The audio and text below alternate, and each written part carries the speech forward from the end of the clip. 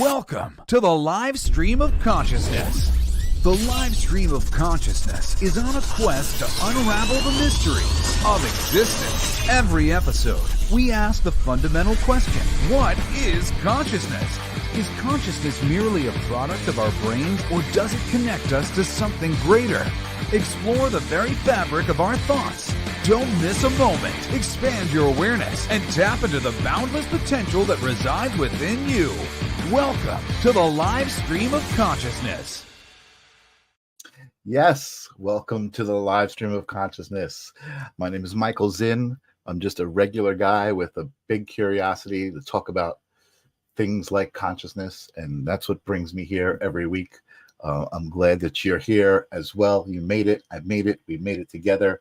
I don't know what's going on exactly. I usually see Lily comments here. I don't know if the comments are connecting to me or if you guys are seeing me out there. If you are, give me a comment. I'm not really sure what's going on with this live stream. I'm going to actually make a comment over here on Facebook to see if that comment comes through to make sure everything is connected. And let's see what's up. But the live stream of consciousness, if it's your first time here, I am doing this show to have amazing moments, to be intentional about the moment. Every Thursday night, it's September 19th by the calendar, but every Thursday night I put myself here with you guys. I do see my comment came through from Facebook, so I don't know what's going on. I'm just going to have my show. If you guys are watching, hashtag live. If you're watching the replay, hashtag replay, all of that stuff. But I'm excited for tonight's conversation. Somebody I saw on Jesse Howell's show, The Missing Link. We've had quite a few crossover guests. He's got such great guests and great conversations happening over there. So I was intrigued by the guest, and we spoke back and forth a couple times. And I'm even more intrigued because I did a little bit of research. So I am just going to not babble like I usually do. I am trying to figure out what's going on with the stream, because I don't see my usuals out there who I know are there. I see Gabby's there. So we are live on Facebook. What's up, Gabby? It's good to see you out there. So I know we're going out to Facebook. I feel like there's an issue with YouTube. Let me just go check YouTube really quick. I don't usually do this. I usually try to focus on you guys, but I'm just curious as to what is going on. Maybe we just got people showing up late. Something went wrong on YouTube here for some reason. Something went wrong. Maybe YouTube is having a problem. I don't know. I don't know what's going on. It could possibly be that. Checking the live stream of consciousness here. It does say I'm live. I'm going to click it, and yep, I am live. I'm going to send through a comment. Hello. And then I'm just going to move on. Oh, I'm watching it on the Stand Up Memories channel. So very interesting. Anyway, that's coming through too. All right. I'm going to assume people are late, and I'm just going to go. And you're going to watch this later. But I love interacting. So Gabby, if you have any questions, if you're enjoying it, all of that stuff, please join in. It helps the algorithm know that people are watching. So tonight's guest is, in my opinion, living the dream. When I did some research and found more out about this guest, originally I knew he was a presidential candidate. He was running for president, and he had a platform that was based on spirituality. It's David Ferdinand. So we is kind of like the pronoun, but it's not really a pronoun. There's much more to it. And it's a really awesome story. I'm excited to get it all out there. So without further ado, welcome to the live stream of consciousness, David Ferdinand. What's up, David? Hey, Michael, and hey, everyone listening, and Gaddy, is it Gaddy? Gabby, yes, Gabby's out there. Gabby, yeah, Gabby, thank you. At least we have, in communication, you really need at least 3 people. Right. But we have it recorded, so people are going to be listening to this recording in the future. Who knows? It could be even 100 years or 1,000 years in the future. It's crazy. It's like a time capsule. And like you said, today is Thursday, September 19th. So it is the moment of now. And, yes. and we are connected. This is the stream of consciousness. And hopefully what we can do is inspire other people to be conscious and awake. That's what we're here for maybe, sure. Yeah, maybe some people out there listening are confused, and maybe they're a little bit in denial that, I mean, we appear to be awake. And even myself at 60 years old now, coming in October 28th is my birthday, coming up next month. Oh, nice. But, you know, just recently, I can say I'm awake. Yes. And when you're awake and you're conscious and you're in that live stream, there's no denial. You're awake. There's no more, and there's no more sleeping. And there's no more sleeping after that. So, Michael, I'm really happy to be here. I'm happy to be of service any way that we can to come in unity. Awesome. And as you mentioned, I don't want to get into too much right now with the background, but people call me we. They call me many things, but what I'm most proud of is the we side of me, which is also the same side of you and the same side of everyone listening. Mm-hmm. We're all connected. And so tonight we're going to try to come to some basic understanding, common sense in essence. I love it. And maybe mentioning some things, Michael, that are so the thing is, it's all so obvious that when I usually speak to people and I ask very directed questions, which are yes and no answers, so there's no wiggle room. And that's really kind of the secret. I believe the secret of staying in the stream of consciousness, the live stream of consciousness, is in the moment. And in that moment, it's either yes or no. And it's that clear. And so I want to just thank you very much for being courageous. And I was listening to how you introduced me this evening. And Jesse Howe from the Missing Link is the missing link for us specifically, because that gave you a little bit of material to have some type of comfort level, not to have that fear or condition, so that we can have this live stream. That's really, it's about being alive. I love not to ignore the death or any. It's a whole cycle. But in the live, I love the way you connected it, and that's the way ripples are created, right? That Missing Link created a ripple, which now is taking the form of the live stream of consciousness, and we are in this now moment together. So you've hit it on the head, man. I gotta say, I'm super excited to have this conversation, but I gotta stop and ask my question, because I always start the show with this question, because one, there's no wrong answer, and two, I just love to hear everybody's version of it, and that is, what is consciousness? What are we even talking about when we talk about consciousness? What is consciousness? It's the I am, and we are. Mm-hmm. It's that realization that we are alive.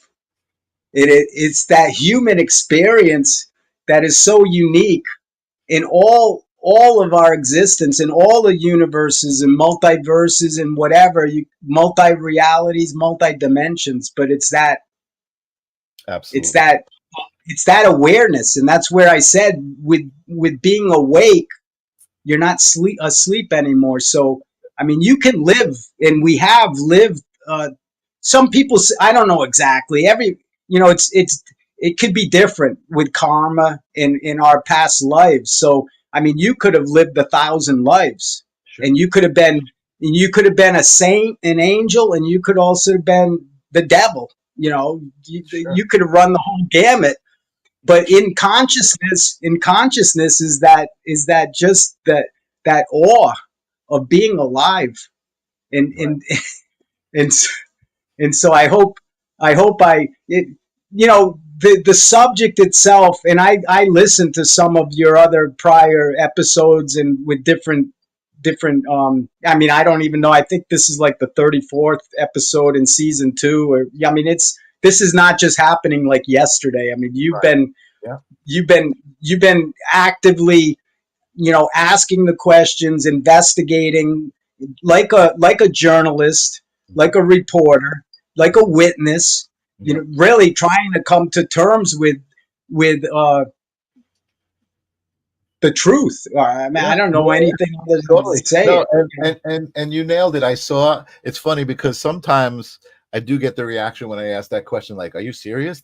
I can't answer that question. It's too big of a question." So I saw that for a moment, like the deer in headlights. But then you realize, wait a second, I am consciousness, and that was exactly what you said. It's the I am, and that's what I love about it. Everybody kind of, not everybody, but some people kind of like, oh my God, that question. And then they're like, oh, wait a second. I know this stuff, right? Like the back of my hand. And that's the purpose of it, really. And I just want to say hello to Ninja Kitty, who's out there. Hey, what's up, Ninja? That's who I was worried about, because she's always there first, saying hello before the show even starts. So she's out there. So good to see you, Great, Ninja. Ninja. Yeah. Thank you, Ninja. So that's awesome, David. That's the perfect answer. I have one more question before I get into everything about you, because I am fascinated with your now moment and where you are and where you've been for, I think, 20 years or so, right? And I forgot to say at the beginning of the show, I love it when I have an international guest, because now that makes my show international, right? For the moment, I have this international show, but even more than that, I have you're a micronation. Is that what it's called? Yes, actually, it's called Welandia. Okay. When you say you are, it's all about we. And Yeah. then even like I said, people refer to me as we. Yeah. And Welandia is a micronation, and by definition, a micronation is a sovereign uh, place. I mean, a nation is a place, so like a GPS location. Yeah. It doesn't have to be, you know, actually, Welandia is not designed to be a physical location. It's designed to be a way of life in the unity of being together as one human being. Yeah. And so we're separate. And I know that I listened to some other podcasts that you've done. You know, we are unique. There's nothing there. There's no problem with that. Right. We don't want to be like, vanilla, or like when cars came out and Ford made every car black. And what color could you get? You could get black. That's all you could get. Right. I mean, you know, the variety of our cultures, including like indigenous people, traditional, societies, and what have you, Mhm. has really been threatened. And people realize, genocide is real. Yeah. And so there's efforts to have this one world, whatever, the new world order. I mean, there's all sorts of people proposing different things, but ultimately it's to make us identical and slaves, identically Right. slaves, to Well, try to really go ahead, Michael.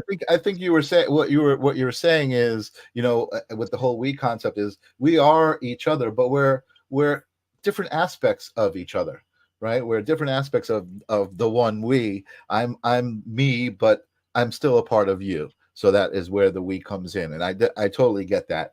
And I do want to talk about that. I also want to say hello to Tim, and I want to also, because Tim is also from Brazil. Tim used to be in Brazil. Now he's in the United States.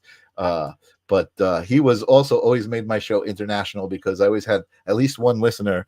But Welandia is part of Sao Paulo, or I'm not sure. I'm going to let you tell it. But like I said, it's a micronation. So this is the first time my podcast has been beyond international, and now also spanning micronations. So I love the idea of just being able to say that. So thank you. But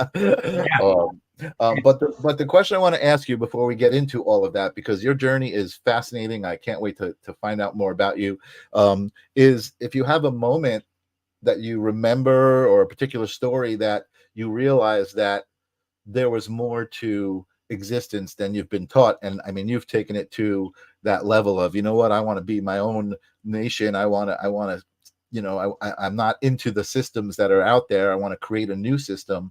Is there a moment that you remember that kind of set you on that path? You know, it's not one moment. Every moment is so important in the I am, who we are, you know. So, I mean, I can rattle off so many different kind of like wonders that happened in my life and things that are amazing where I've scratched my head and just said, you know, oh my God, you know. Right. But, you know, the moment of any truth is right now. Sure. You know, my past is my past, but what's coming out of my mouth and the energy that's projecting is in this moment now. Mm-hmm. And that's what carries us to the future. Mm-hmm. Ideally, that you know, the past is the past. Mm-hmm. Whatever happened, I mean, our memories, for example, are not memories. They're really they're imprints or like pain bodies. Most of the time, when we remember something, it's a crisis or a trauma.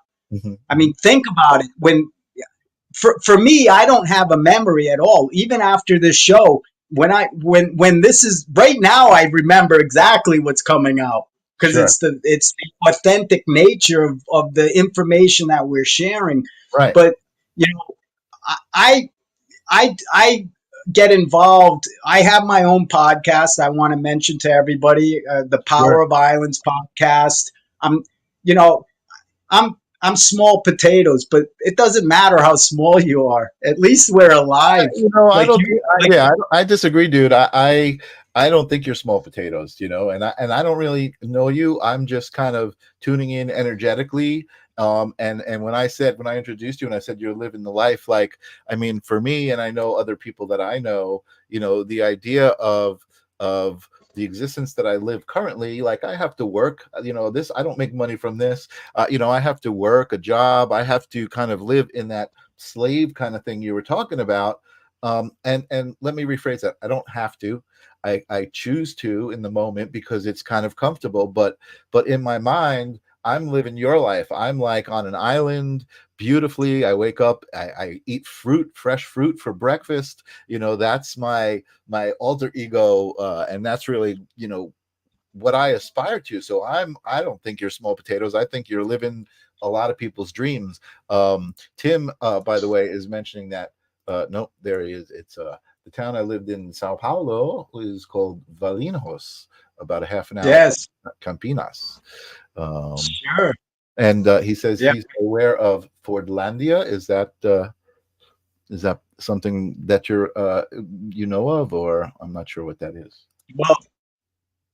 Well, actually, that's very interesting, and thank you, Tim, for mentioning that. Because as an American here in Brazil, when I first came here, I'm not going to get into all of the nuances, but mentioning Fordlandia is really putting the kind of the on the pressure point for our relations with U.S. and Brazilian cooperation, let's say.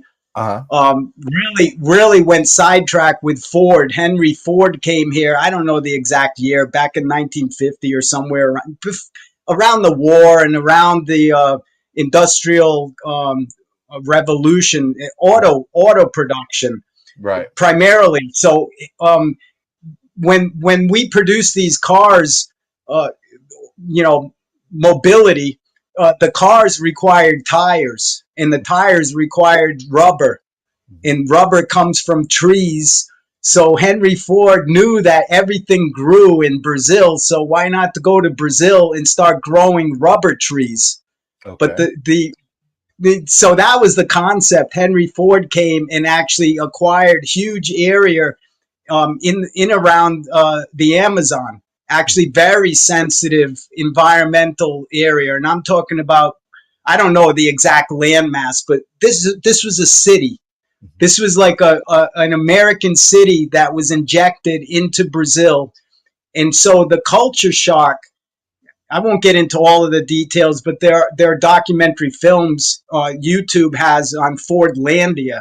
So people that are listening can go and actually watch what I'm talking about here, which ultimately has caused a lot of disruption with our relations in South America specifically, because when Henry Ford came here, obviously money was not an object. So it was about expansion in, I don't want to say imperialism or like building an empire, but the United States was and still is basically the powerhouse that could do anything really anywhere in the world. But Fordlandia specifically was a failure, a total failure in all shapes and forms.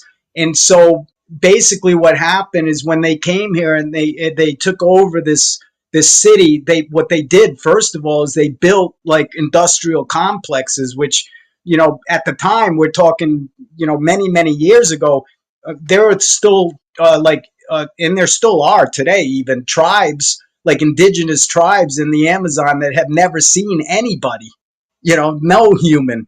And so Henry Ford basically, not just him, it wasn't really him, it was other people that lived out the mission of creating what was supposed to be the largest rubber tree manufacturing site in the world. So the idea was to create all of the tires from Brazil. Gotcha. Because Brazil, that landmass could actually be utilized to harvest. But what I don't want to get into all of the details because we have a lot of ground to cover. I'm sorry that I sidetracked you, but I'm fascinated. I didn't know anything about this. So it's crazy. But in a nutshell, we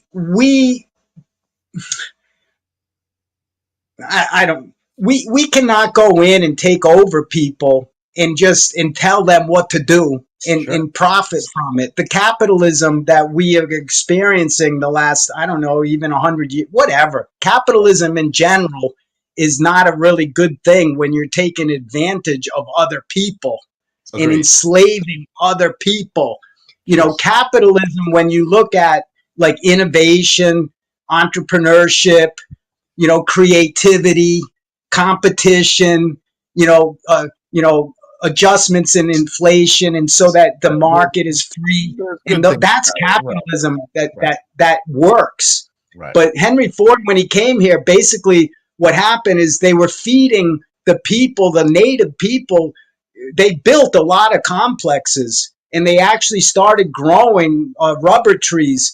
But what happened is the insects ate all the rubber. They didn't produce one tire.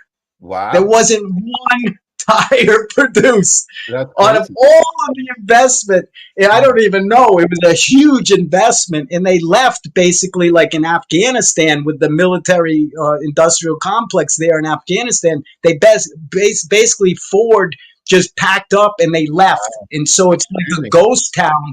It's like a ghost town there.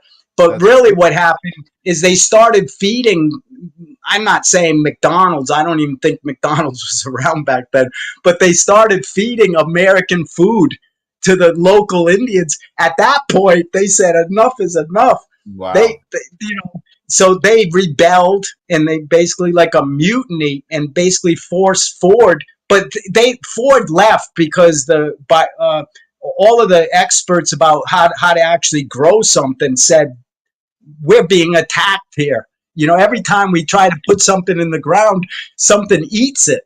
And that's the God's honest truth. So like, even when you were saying that I'm kind of living the life of dreams, in paradise and nature, and I don't have an island, but I'm really the responsible person here for 25 years or more, 27 years. When I first came to Brazil, I came with the U.S. Department of Commerce, the Secretary of State, the embassy. It was an official trade mission. I came alone on that mission. There were no other companies. It was amazing what I was able to accomplish as an American, never traveling out of the United States. And I worked with the Economic Development Authority in the state of Rhode Island through the U.S. Department of Commerce, and it was all connected. It was an official. It was official. There was total legitimacy, and through that legitimacy, basically every door. I was involved in development of hotels and resorts and casinos. And the casino word for me, it's not a nasty word. I mean, some people might have a different opinion of what casinos are about, but for economic development, casinos were really what attracted me to come to Brazil, to expand tourism here and to bring new technologies for communication, everything, infrastructure development, modernization. This is back 25 years ago. We, at the time, the internet in things like automated CAD systems, like computer aided design, right. 3D, printing, all of these things were just, just being to be talked about, like AI, for example, like right now.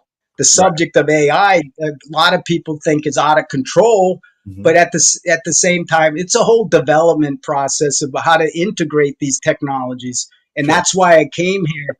But on the island, when I first came here, like for example, like chickens, like raising chickens, I didn't raise chickens. Right. I grew up in urban in Rhode Island. I grew up on an island, so my whole life.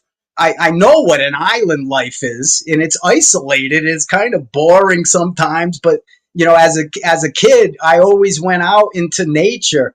A lot of the times I was alone, and I actually tried on the island. I actually tried to get lost, so I couldn't find my way home. But on an island, it's kind of tough because you always come to the water and you can walk along the shore, and you're going to find your way home. And it wasn't, I didn't grow up on a huge island. In Jamestown, Rhode Island is near Newport, Rhode Island. Rhode Island is the ocean state.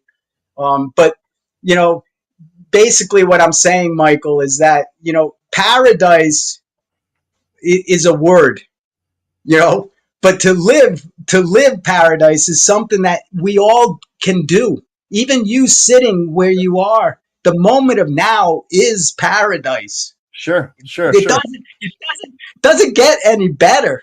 When we are in that moment, that's where the conscious awareness comes in, and that's where the gratitude comes in, just to be alive.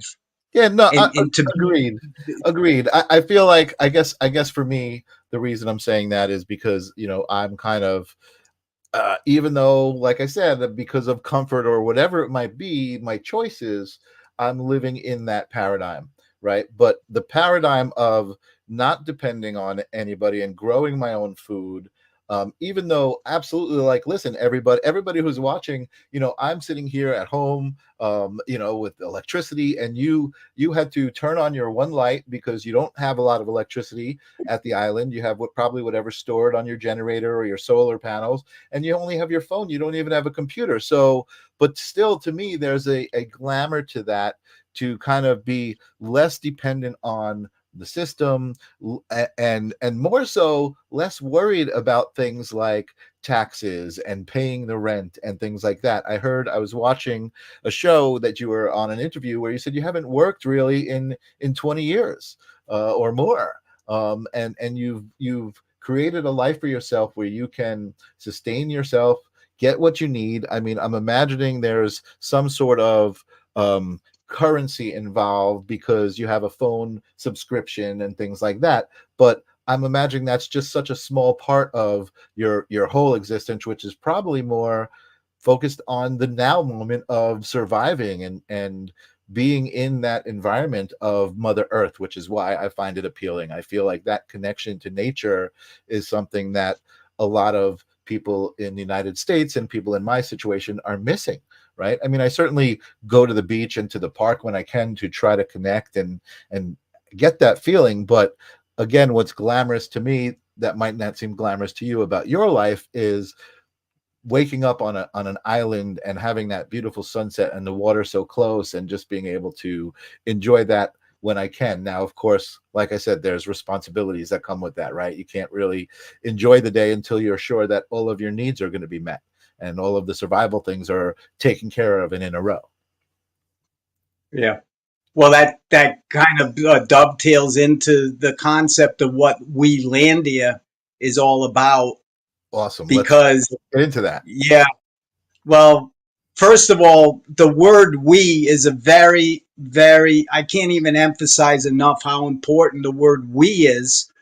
And it is so important because there's no other word that has no opposite. Just think of it. Every word that we use has an inverse. Mhm. It's the yin and yang, positive, negative, masculine, feminine. But the word "we" itself is the unity word. It's actually divine. Mm. And it's not like some deception or something. By me calling myself "we" doesn't exclude me or Right. doesn't make me anything special. What it does is like a proclamation of our unity, Mhm. because "we" means you, me, them, us, we. Mhm. We means every person, every place, like GPS, like location, whether it's here or in space on another planet, and everything, every person, every place, and everything. But it's so specific. It means everything that's possible and everything that's impossible. Mhm. So God created this word "we" to identify our unity. And with the unity, there are no problems in society. So, the perceptions, or maybe the wishes and desires of many people, and some people might feel like jealous or something, that here's this American guy, not even knowing me, but this guy's gonna be like corrupt or whatever. I mean, he's living on an island in Brazil. Like right now, I'm alone. Mhm. And I spend a lot of time here alone. Mhm. And when I first came here, I didn't come here. I was attracted here by the owner. Actually passed away a couple of years ago now. So now I'm actually literally, I'm on the title. I went through the process of legitimizing, and not like coming in and like Henry Ford, just instilling my beliefs and trying to manipulate the local community. I came here basically, silently. I didn't come with a weapon or anything like that. But the first moment that I came here, it's an interesting story. The island itself is pretty large. It's about a mile and a half by a mile, and so, but it's a mountain. So the area is, I mean, it's big for me. A mile and a half is a lot of space when you're alone, in a tropical rainforest. The Mata Atlantica rainforest actually is here, and it's a volcano. So up at the top it's really high, but it's 100 meters, which is about 300 feet, which doesn't sound maybe like a lot, but when No, you that is a lot. climb, Yeah. when you climb up to the top and down, it takes some effort. Really, it's a lot of effort. So, the characteristics when I first came here, Wikipedia, and I didn't know this actually. I found out this after. So I had no preconceived anything when I came here. I didn't know what was here, but Wikipedia later I found out, and I read that this island was abandoned, and actually there were drug traffickers, and it was dangerous. Actually, on Wow. Wikipedia it said, "Don't go there, you risk your life." Wow. I didn't read that until after. But the first day when I came here, like I was saying, the island's surrounded by rocks, so there was really no beach. There was a small pier. They built a pier, but they didn't connect the pier to the rocks. So basically, the pier was out over the water. So if you took a boat, you got up on the pier, what are you going to do then? I mean, you still have to climb down on the rocks and, whatever. Wow. It was really inaccessible. The island itself was basically written off as a cost to the community. Imagine that. Wow. An island, tropical island, and we're only 1 mile or so off of the coast. In front of us, the mountains of Serra de Mar Park come right down to the ocean, literally. Like there's only enough space for these beach communities. There's 15 beaches in front of us in our local area, and there's 7 islands. So this zone is like the Galapagos Islands in the sense of the environmental treasures that are here. But the point is that this island was basically written off as dangerous and don't go there. Wow. And so I had to really settle this island. I didn't speak any Portuguese, and I didn't know who was here, but basically I jumped. The people that took me here, there were 3 Indians that took me here, and I jumped in. They took me close enough to the rocks, and I jumped into the water, came up to where there was a little bit of an opening, where the only access to the island is this beach area. We basically, over 25 years, I hand lifted all of the rocks. Some of these rocks were huge. And so I made a little channel where the boat can actually come in, and there's a small little beach, just enough for maybe 6 or 8 people. And the tide comes in and out, so sometimes there's no beach at all. The ocean is at high tide. Wow. So to make the kind of an interesting story, so I dove into the water, and I didn't have any weapon or anything, no knife or anything. I was in a bathing suit. This is an American guy, crazy guy. The Indians didn't speak any English or anything, so they were watching me. They were like, "Okay, what's this gringo guy going to do?" I went into the ocean, and I swam to where the rocks were. And when I got there, you know what I found? No. What did you find? I found a volleyball, like in the movie with Tom Hanks in Castaway. Yeah, that's insane. That's funny. It is funny as hell. So what I did is I was amazed. I picked up the volleyball and I turned around, and I had the volleyball in both of my hands, and I kind of lifted it up like Donald Trump did when he was pump fisting. And the Indians, everyone on the 3 Indian guys didn't speak any English, and they said, "Wilson! Wilson!" Oh, what a great story. That's so funny. And Gabby saying Wilson. Oh, that's so funny. That's such a great story. So but you're in some sort of structure. There are structures on the island. There are houses. There are no houses. What's there now? It's an interesting situation because we have one house, but the municipality doesn't recognize that we have a house here, which is crazy because we have the actual document, which it's called an occupational title. It's a concession, but that concession is a private concession that we earned. My partner that passed away just recently, a couple of years ago, the owner of the island that brought me here, he legalized his situation with the courts with about 1,000-page documents over the years. So we have the history, we have the integrity of what it's about, but the city continues to this day not to recognize that we have a house. It's crazy because if you recognize that we actually have a house, and the city comes in to like evict me. My wife really is a Brazilian. Her name's Maria. She's in Campinas, actually close to where Tim just said he's from. She's there right now with the grandkids, so I'm on the island alone. But the city does not want to recognize the occupation, but they cannot deny it. It went through the court system, and the courts already ruled on our behalf. So basically, for 25 years, I've been trying to be responsible, like citizen of Earth. Really, it really comes down to, I'm not trying to acquire this island like in an ownership. Nobody owns land. Right. Nobody does. Right. At the best, we can respect that land, and that's what indigenous people do better than anybody. They understand how nature works in these different ecosystems here.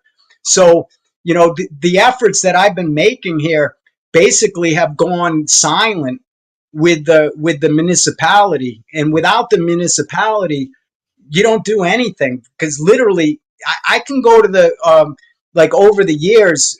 This house, by the way, is like a favela. And for people that don't know what a favela is, it's basically like made out of cardboard and whatever, just to keep the rain off of your head, bro.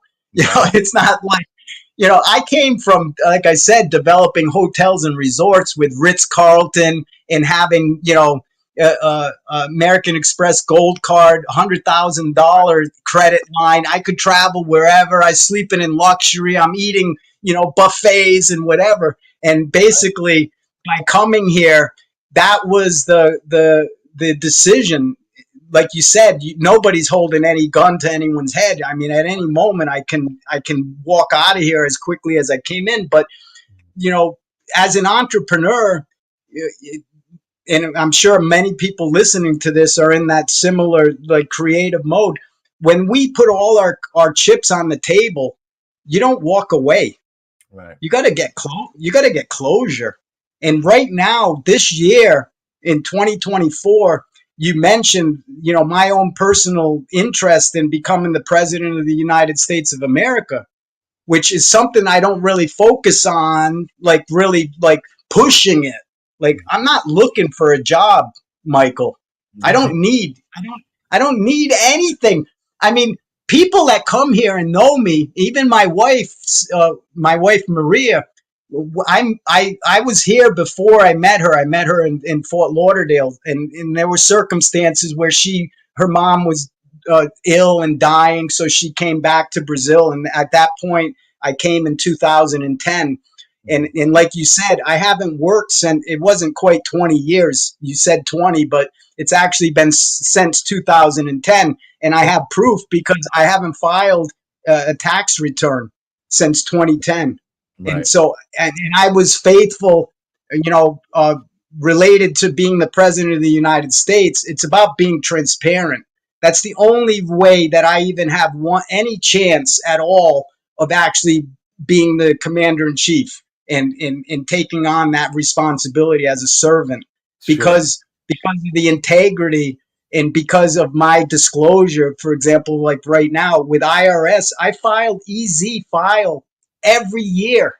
I did not do one deduction, and I had businesses. I've been C-level. I worked the way I started with nothing. And I worked my way all the way. I did everything everyone said that anyone could do. You know, put the time in, put the effort in, get education, you know, get experience and learn. And so as I learned, you know, with related to taxes specifically, and you did mention about taxes, I never tried to circumvent or cut corners with taxes. Right. And that's going to be my saving grace, really, because I am 100% transparent. Sure. I'm like the invisible man. Sure. And as a candidate for the presidency, if I get in the polls, I do have benefits of like the Secret Service and in protection and in other services if you're considered legitimate.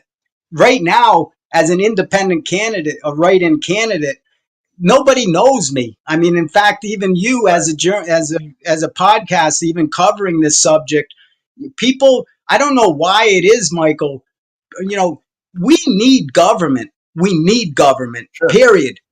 There's a whole group of us out there, including me. I never voted in my life, right. Never registered to vote. And here I am saying, okay, I'm going to become the president of the United States. That's a whole interesting conversation. Like, what even interested you in doing that? But I do want to talk about that.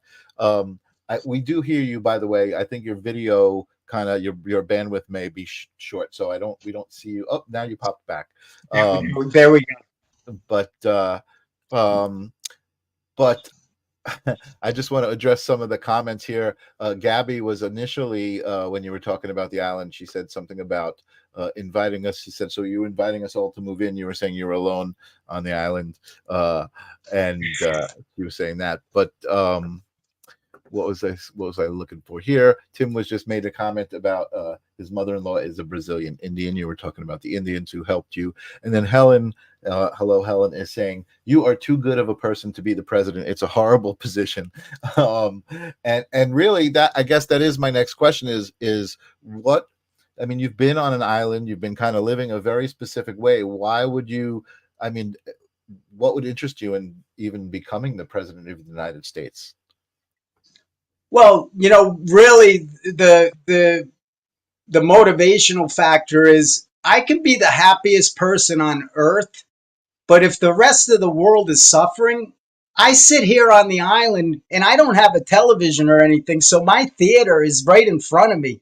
And my consciousness, we're talking about consciousness. What happens is my energy travels across the water. And once I hit society, oh my God, I go into panic and crisis because I'm sensitive, because now I'm in nature. In Osho, I speak often, Michael, about the Book of Secrets by Osho, because some interviewers have asked me, over 60 years now, and educated, obviously, I've read a lot of books and I've self-studied and tried to do the right thing. But people ask, what is the most influential book that you've ever read? And it is the Book of Secrets by far. Okay, it's not even close. The Book of Secrets is the second most. So I don't know exactly, but I'm just saying what I've been told is the second most read book aside from the Holy Bible. That's how important the Book of Secrets is. But when you mention that to people outside, like in the Western world, see, it's the second most read book because literally, like everyone in India, in Asia, have no Osho. Osho came from there. Is a guru, and I'm not going to get into whether or not that was the truth and his life was authentic or whatever. But the point is that Osho in the Book of Secrets talks about human development, or call it human consciousness. Yeah, there's a lot of amazing philosophies, and absolutely. Right. But Osho said specifically that in the West, i.e. the United States primarily, that we train and groom people about society.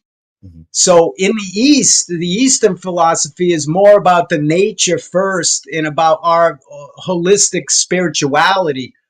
And hopefully they don't get like contaminated with the society stuff. But there is pressure, and in every class, in every group of people, there's pressure to conform with society. So as an American, basically what I realize now at 60 years old is that I was learning everything about ego, everything about society, about the dead matrix, about conforming, about standing in line and being patriotic, or whatever you want to call it. I was learning all about that. But in the Book of Secrets, Osho says that the 3 phases of development is the first phase is society, to learn everything about ego, to learn everything about what's false. Sure. And then after you do that, what's left? What you do is you go to nature. And that's where I kind of, I didn't ask for this, but it was, nobody asked for any of it anyways. It's like, I mean, some people say we have a soul contract, and we did actually. I was going to say, right at the beginning, like before you even knew you asked for it, but that's just a belief system. That's a philosophy. I subscribe to that idea, and that you're definitely, for me, I believe you're on that island for a reason. It's part of your purpose, you know what I mean? And this conversation is part of your purpose as well. I believe all of that. This moment is exactly the way this moment is supposed to be, which is why it feels so good to me. I hope you're having a good time. I did see a question earlier I wanted to address. Angelo is a good a new watcher of the show. He's been around for a couple of weeks and he's really into it. And he said, let's talk about the psychedelics he took and how it helped him spiritually. I don't know if that's the case. We haven't even gotten into that, but I do know, sometimes that is related to people's transformation to that kind of lifestyle where, you would, like you said, you were living a lifestyle where you were building resort hotels and, American Express gold cards. And this is kind of the complete opposite of that. But to me, you seem grounded. You seem like exactly where you're supposed to be. You seem to know what you want. You don't seem like, you regret that decision. Well, yeah. Well, I just want to be clear with people. Um, when I was going through society, I made every mistake. So you could talk about psychedelics and whatever, LSD, any drug. I didn't go into the drugs, thankfully, but alcohol was an issue for me, and Jack Daniels. So, I mean, for me, being drunk is so awful, and waking up with a hangover is like so retarded. I don't even, now at 60, I look back. I mean, I still drink. I partake in a balanced way of life. So I'm not. I don't oppose anything.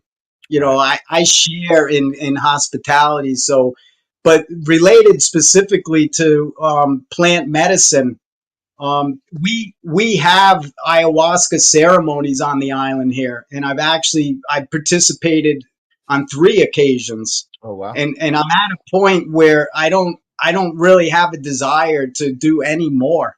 Mm-hmm. When you're clean, I'm not saying sober clean, like that type of clean, but when you are clean and just living your life and not having those any fear, there's zero fear, nothing. Yeah.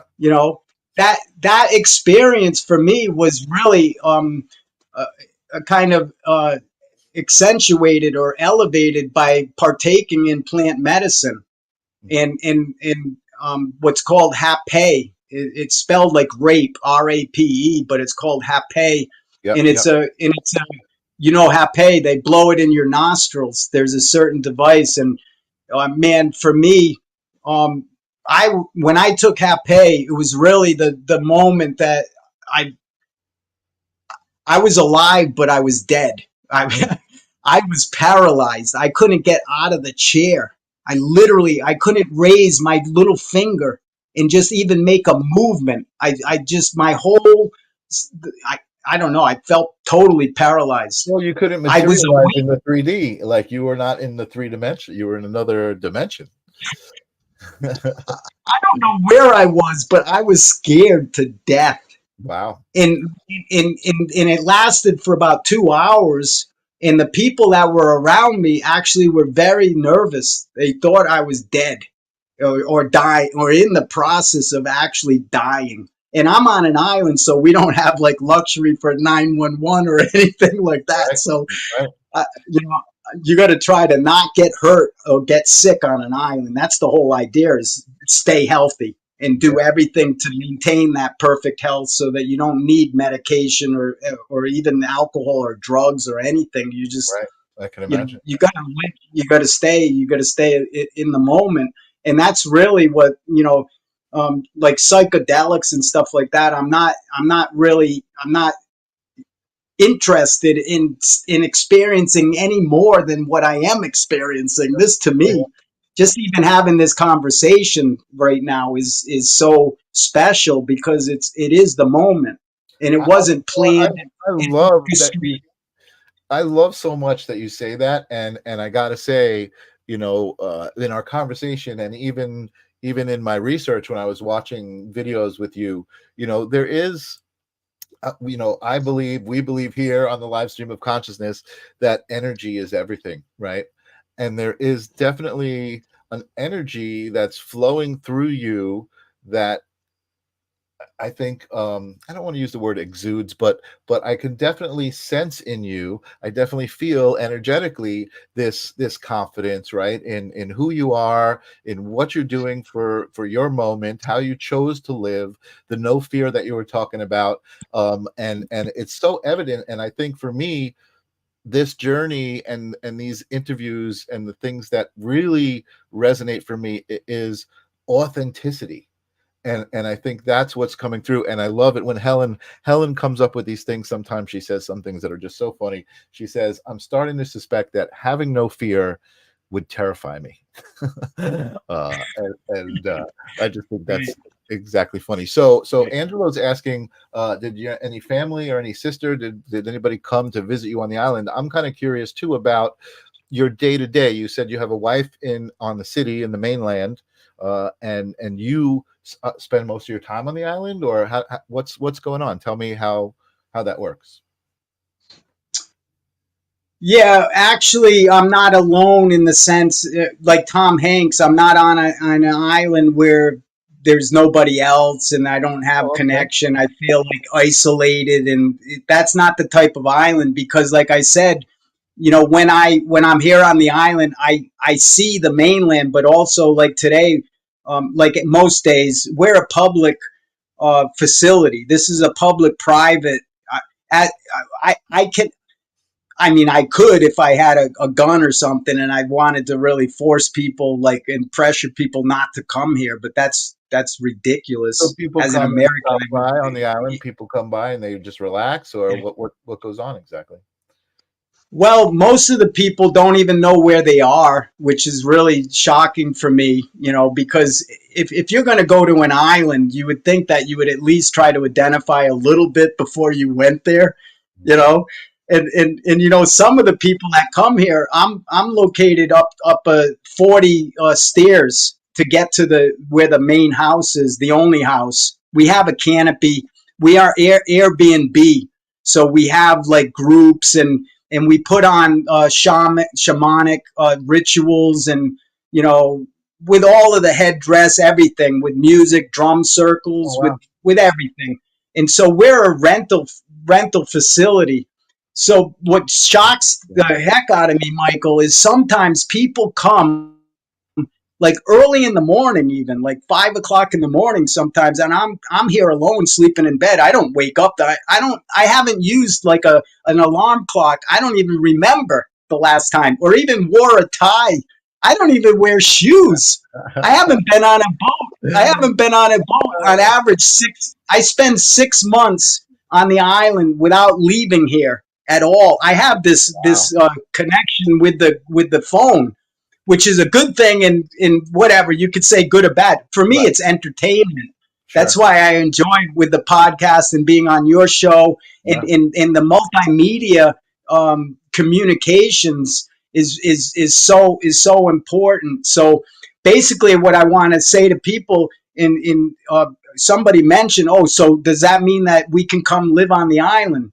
The answer is yes and no. I mean, you can't come and own the island, but if you like camping, we set up, like this past weekend, we had a group of 50 people, which is a lot of people when there's only me here, and then like within moments there's 50 people. It's like, and I'm here alone. I don't have like staff or anything like that.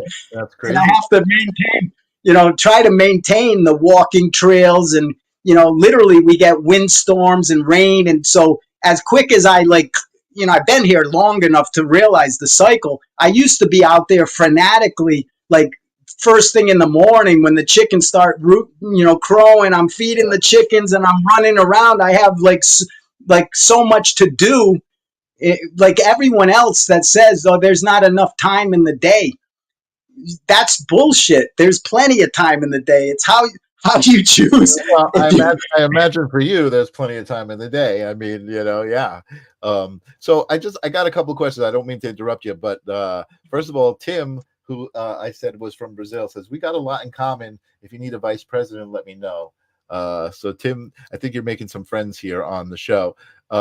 Christine is asking, which island? I know you said you call it Weelandia. Is there a specific geographic name for the island?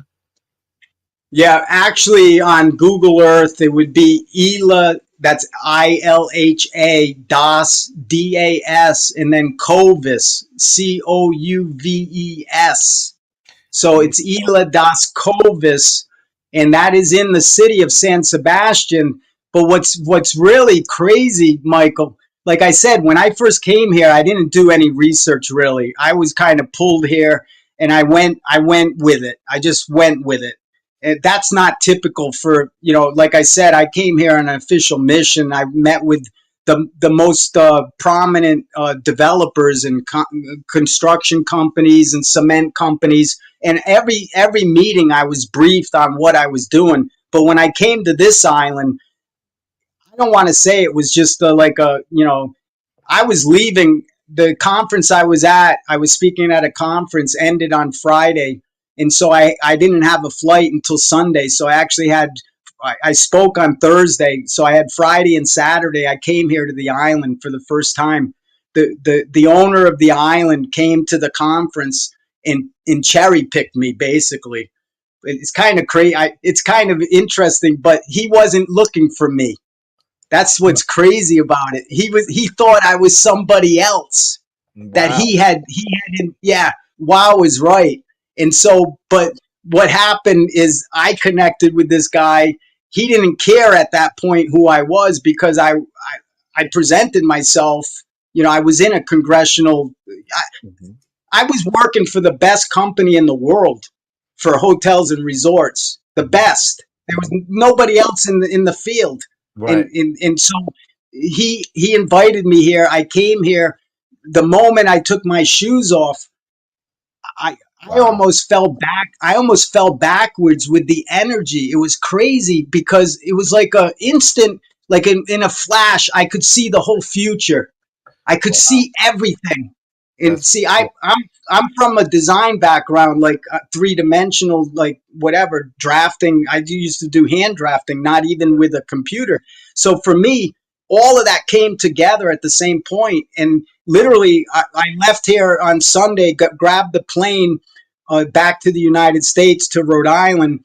And when I got to the airport, the executive office park, we owned the executive office park. So I didn't have like a 2-minute cab drive to go to the office. And literally, I just went in with my bags, and I put the bags down, and I quit. I quit my job. Wow. Yeah, wow is right. That's crazy. I jumped right into it. There was no holding back. I had no idea what I was doing, but I had that intuition, I guess, and foresight when I experienced what I experienced. And it wasn't because of hallucinogenics or any type of like influence. It was like, it was pure. And wow. So I knew at that point I was on the path. And from that moment, when I first came here, I wasn't living here full time. I was going back and forth because I didn't have the visa to be able to stay here. I wasn't married at that point. And right. So, basically it's been a very interesting journey, and I'm so happy. Yeah. I could imagine. Go ahead. I'm sorry. Yeah. No, go ahead. Go ahead. I don't know if anyone else has a question. I don't want to go off on. I have so many stories. Everything that you would say is another story, and it's hard for me to say like brief, because it's all connected. Go ahead. It's amazing. Your story is amazing. Christine says amazing story. She came on a bit late, but it sounds so brave. And again, it really does. And that's again, you kind of downplay it a little bit, like, yeah, it's not so glamorous, but I know, but you're happy in your existence, which is I think the testament to why everybody thinks that it's so cool, even though it's not as glamorous as everybody thinks, right? There's a lot of work to being alone and surviving, and I feel like we've just scratched the surface of your story, and I would love to have you back, and I definitely want to maintain communication with you and become friendly with you and find out more about who you are. If let's say Gabby said, you said, yeah, you can kind of come here, but you can't. Let's say you wanted to. Let's say there were some people who wanted to a little bit more than camping, and they were looking to settle somewhere, and they were all right with the idea, like, okay, I can stay here, but I don't own it. Would you consider developing like actual like more permanent structures there, or is that part of the plan? Or yeah, like I said, Michael, when I came here, the vision was already solidified. The plan was already done. It wasn't my plan. I mean, basically where we are right now, it took 25 years to get to this point. There's been certain influences and pressures for me to get out of here. Actually, the government made maneuvers to evict me and tried to make every maneuver. It's crazy. Really? Just something as simple as the website for the city, for example. I'm not like a paranoid person. I know when people are attacking me or abusing me or being corrupt. It's just, and the thing is, in this world, the people that do that, the bullies and stuff, they don't make it a secret. They're right in your face and they're saying, I'm going to do this to you. And if you don't protect yourself, they just do it. And then they feel like it's ethically, morally correct because they actually warned you that I'm going to come in and eat your lunch. Whatever it is, rape your wife or do whatever, and so basically over the 25 years that I've been here, I went through 5 or so a minute. I haven't counted exactly, but everyone that I met from the municipality, the mayor's office, which controls basically permits and construction. And like you're saying, do you have a project that you have in mind? And, can people live there like a timeshare or like this, eco village or a freedom cell, or really what a micronation is, with the flexibility, like virtual nomads, home office, because we have connection, we have internet, we have water, we're auto-sustainable. You don't really need anything. Most of the vices, like cigarettes, is a big one. The number one thing here when people come here, if they run out of cigarettes, they literally break down like within minutes, and they go into a panic attack. Like, when's my next fucking cigarette? I mean, but really, if you're like centered and, like you say, grounded, you don't get distracted from that stuff. You wake up every day. It's a different day. There's no plan. Whatever delivered, you don't try to control anything. So basically, what I'm saying with the government, I was told directly, if I don't pay, I don't get services, and basically that's a bribe, or what they call here in Brazil a propina, which basically you pay to grease everything so that you can do environmentally whatever you want. I could build a house, I could have a heliport, I could do whatever, but I never paid. And I never will pay. I came from a background with, like I said, casino development, which is pretty much obvious with the mafia, organized crime. These are the people that I was actually meeting with. I didn't know that, all of that. I was, through the process of going up the corporate ladder and gaining more responsibility and being on boards of director, as board of director and, C-level type of employee. I didn't believe that all of this stuff was happening, but it is happening. Unfortunately. Absolutely. What and that's probably influenced your choice to be where you are, kind of away from all of that, and I think that's really great. It's very interesting. I just want to show everybody, if I can share this real quickly. This is what we're talking about. So this is the island right here, and I think if I go in, there were some photos here. Actually, you're not. See, what you're doing is you went in. I didn't finish that. That is Ilha das Couves, up about 4 hours north of us, which is actually still. So you have to do Ilha das Couves, San Sebastian. Ah, okay. You have to include this. I want to kind of get a visual of this, San. Yeah. Well, it's good that you're doing that because. Like I was saying, when I first came here, I didn't realize how complicated this whole project was, let alone the island was considered abandoned and real problem. Yeah, that is the page there. Yeah. It's an exotic destination with Airbnb, and I love that. We're super hosts. My wife, Maria, is the one that handles all of the administration. It's a miracle, actually, when you think about it, Michael, that two people that are basically retiring. I'm 60, she's 63. She's already retired, technically retired. I mean, we're working basically as hard as anybody else to try to make positive change with our humanity. Yeah, there you go. Whoa. See, now that island in the front, if you go towards keep going towards the mainland. Yeah, you can see. Yeah, right there, right in front of your cursor, right there. It should say Welandia. Welandia Micronation, the 5D Ellis Island evolution. Oh, I love it. This is awesome. Yeah. The BioDome project. Wow, look at that. So beautiful. Yeah. Well, we have a lot to discuss because, like you said, this particular show, you're on a time schedule. And we don't want to make like a marathon out of this. The idea right now is just to connect the dots and net weave so that we can grow together, and also people listening here on the live stream and anyone watching can get informed, because really the Ellis Island idea is what Welandia is about. The purpose of us being free is to be able to go wherever we want to go, whenever we want to go.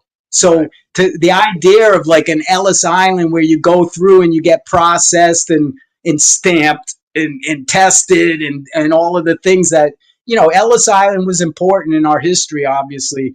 And, it is the Power of Islands podcast, we talk about islands, and that's one of the islands that I really feature because I am an American. It is an icon for migration and living the American dream and everything. But what I'm basically trying to help educate American people specifically, because I'm American, and I can see like people in my family, how inflation and how just trying to survive, like you use the word survival in a jungle now. I mean, it's a jungle, and everywhere you turn, you're being attacked and cannibalized. And so, interesting statistic is that there's an estimate of only around 70,000 Americans that live here in Brazil. But the Brazilians that live in the United States is somewhere around 3 million. Wow. So when you look at 3 million to 70,000, that's not in balance at all. And basically, what I'm hoping to express to fellow Americans, people that are thinking maybe about early retirement or like semi-retirement or full retirement, and basically live the lifestyle like a timeshare where you don't have the responsibility of maintaining properties and all of the upkeep and all of the expenses, to live in an eco village where actually GEN is the Global Eco Village Network. It's called GEN, and there's existing infrastructure to do this. So, Welandia is really powered by, and I don't want to get into all of the nuts and bolts, but the BioFreedom project is I'm a quantum physicist, really, and an inventor, quite honestly. I mean, basically the message here is we are all everything. You can be anybody, any person, place, and thing. We, right?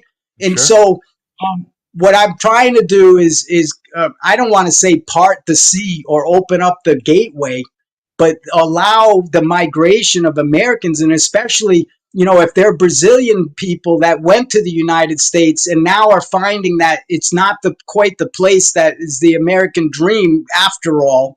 It's a lot of aggravation. Try to attract people to come home, not only to Brazil, but even like Venezuela, for example. Right now, the immigration problem not even to mention Cuba, but these other countries in the world, what we've done is basically starve these people to the point where the people that live there are now, like in Venezuela, the government is actually paying people to go to the United States. But the condition is that they never return to Venezuela. If they come home, they will be murdered. So basically, Wow is right. I mean, just in the last few years, there's an estimate, I don't even know, like 20 million and most of them are Venezuelans going through Panama and in the Panama Canal. And so as it's ridiculous, the policy for us as the president of the United States, I am asked questions about what I would do would I build the wall bigger and higher and longer and whatever? How would I confront this crisis? And the simple answer is we can help to make the other places in the world equally as free as the United States. Mm-hmm. And so we can make investments instead of war and industrial, the military complex. Mm-hmm. We can help. And they have like these agencies like USAID, American Red Cross, and all sorts of like nonprofits. We already have networks to do this. And so it's very simple. Let's support like I'm not saying support communism or some type of dictator. That's not what I'm saying. No, of course not. No.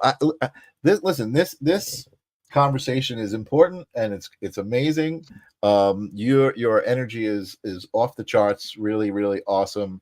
And I definitely want to have you back if you're interested to continue this conversation and talk some more. Tim says no somos todo, which I believe means we are everything, we are all. What is right?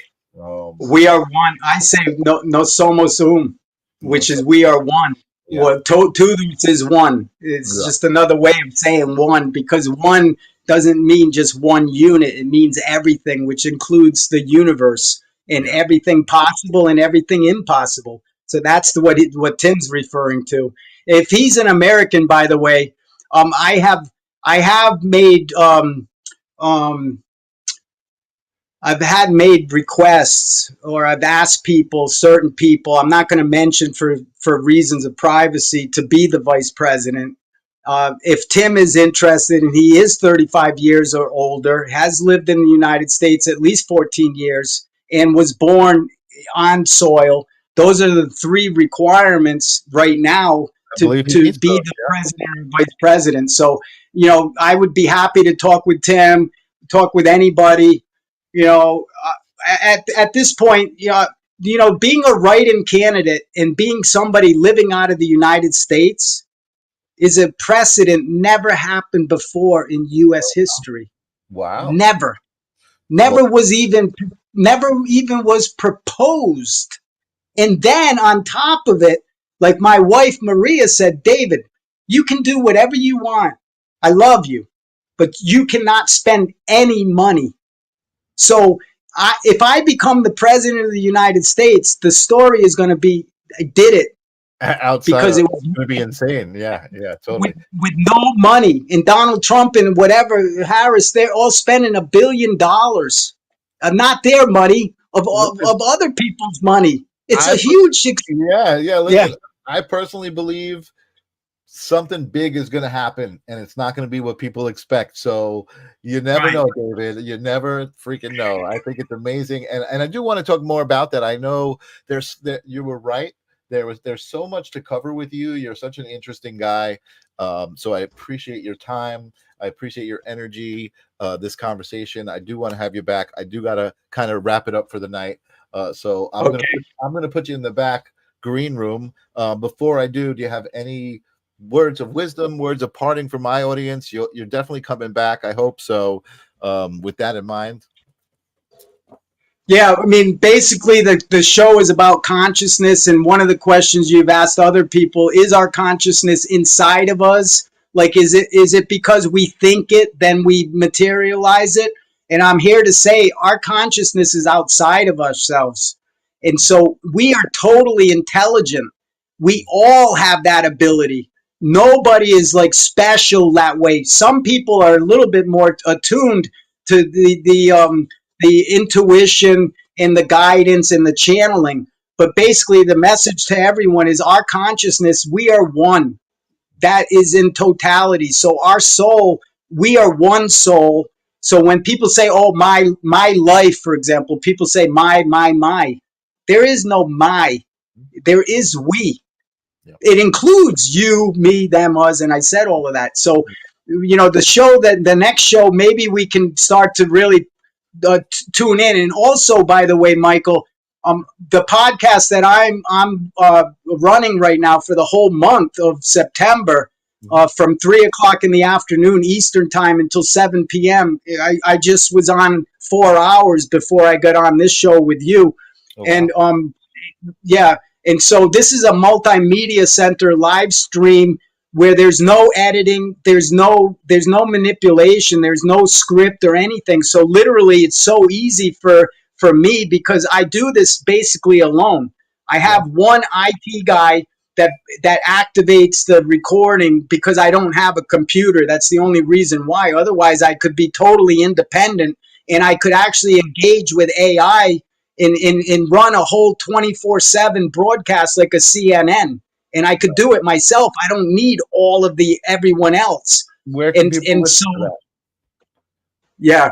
Well, right now, we haven't gotten a lot of exposure as far as reaching out, but we are in the game.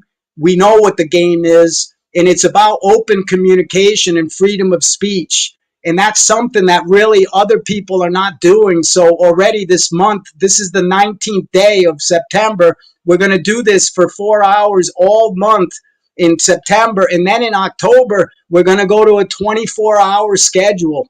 Wow. And so we're going to have 1 hour windows where you, for example, with the live stream of consciousness, could actually come in and fill the calendar, basically. That's all it is filling the calendar.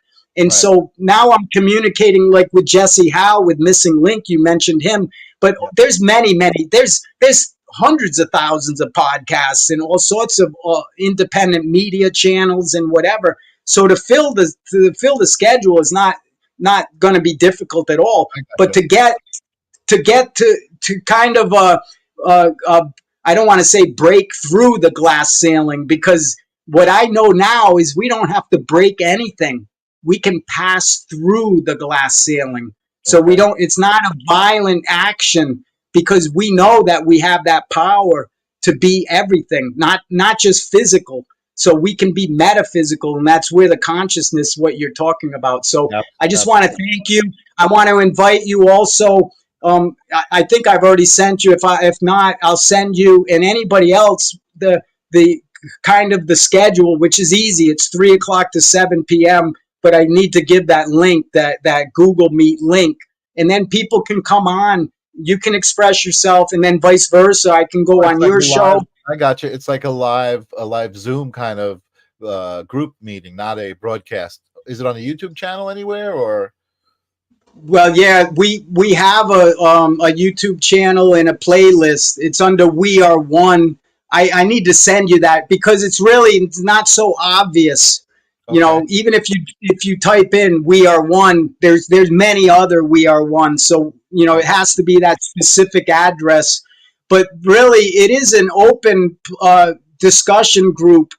But in the future, the 1 hour segments are important because we have a program where when people actually watch this content, they get a time credit.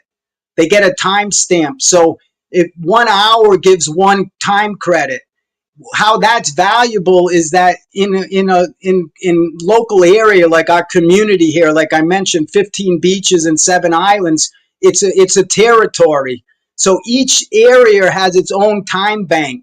So when you're living here, you can get these credits. So education in the future, I'm not going to say you never have to pay for education. There's going to be certain times where universities and like workshops and retreats are important. Education on the internet is wonderful, and this talk show, for example, is wonderful. But to meet each other in person, shaking hands, it doesn't have to be all the time. It could be like once a year, like in a festival or something. And so basically what we're trying to create here is a multimedia cooperative to get everyone involved, because we are all actors and actresses. Yeah. We all take on character.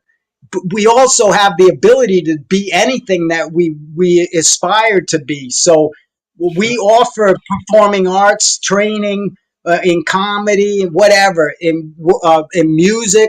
People come here. It's a place of creativity because it's so virgin. When people take their shoes off and come together in community and unity, man, people are writing music, and when they leave here, they're totally like reborn.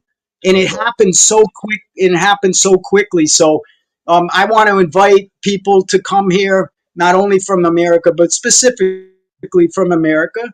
Why not? Why not? You know, it's beautiful. As long as we don't do like what Henry Ford did. And I do get some Americans come here once in a while, and they are, I have to tell you, they're the rudest people that I experienced out of all of the countries. And that's embarrassing for me as an American, because that's not the message that we're trying to send. When we travel as Americans outside of the United States, we're diplomats. We're citizens of democracy. And we're about freedom of speech and expression and culture and appreciation. So when I experience some of my own people, my blood, you know, my nationality, and they treat people so awful, I had to kick some people out, like literally told them to leave. Wow. I said, you're not staying here with that attitude, really. And that's very rare. I don't have to do that type of thing. So you anyways, like that from my audience for sure. You know, it looks like a beautiful, beautiful place. Like I said, I'm really grateful that you spent the time with us, and I'm looking forward to spending more time with you when you come back, and we'll talk about that in the green room. But thank you for being here. Okay. And we will talk to you soon. Thanks, Michael, and everyone listening. God bless. God bless you. Cool.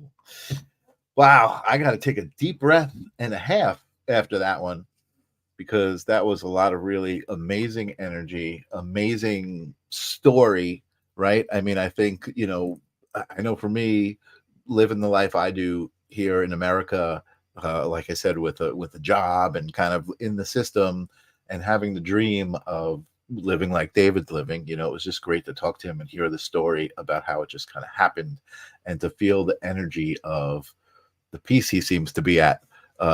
It just seems amazing. Christine says, wow, yes. And Lily, another amazing show. Thank you for always. I think the shows are amazing because you just appreciate them so much, and that actually helps them be amazing. So thank you, Lily, for always being there. I have next week booked with Christine Fay, who happens to be in the audience. I guess she's listening and kind of trying to prepare herself. So next week, Christine will be on the show, and we'll get to learn all about her. As always, I really appreciate you guys being here. I've been watching so many of these podcasts about consciousness and near-death experiences, and just the amazing fabric that connects it all together. And it's just so wonderful to be able to do this. So I thank you guys for always being here. I'm about to roll my outro credits, so I just saw some comments pop up. I see Lily and Tim. Thank you guys for always being here. But I will see you guys next week. All right. Until then, here's my outro. Peace.